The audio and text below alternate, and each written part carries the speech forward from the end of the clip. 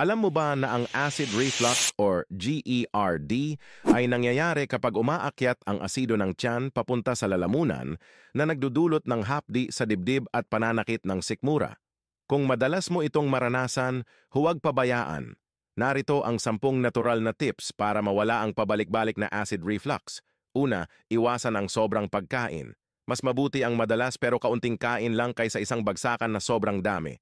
Pangalawa, umiwas sa trigger foods tulad ng maanghang, mamantika, tsokolate, soft drinks at kape. Mga pagkain na nagpapataas ng asido sa tiyan.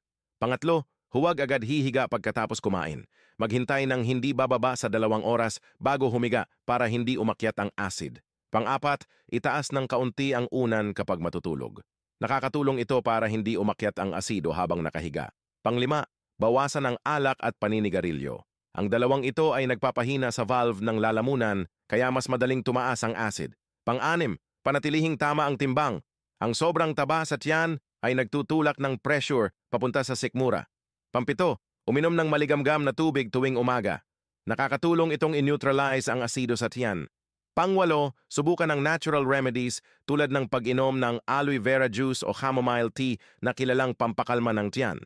Pwede mo rin subukan ng baking soda na hinalo sa tubig. Kalahating kutsarita lang sa isang basong tubig para makatulong in-neutralize ang acid sa loob ng tiyan. Pang-siyam, i-manage ang stress. Kapag tense o nerbiyoso ka, mas maraming acid ang nalilikha ng tiyan.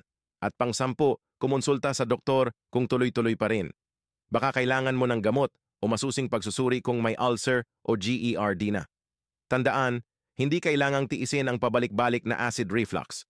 Sa tamang pagkain, disiplina, at natural na paraan, unti-unti itong mawawala at babalik ang ginhawa ng tiyan mo. Follow for more.